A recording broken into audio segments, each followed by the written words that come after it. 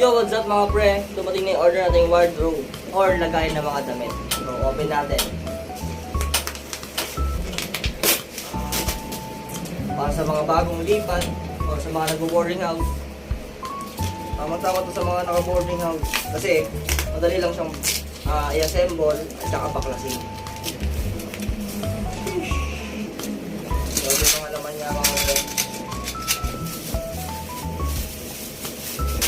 Naman ang kanyang manual. So, susundan lang natin siya. Ayan, time-lapse, pasok!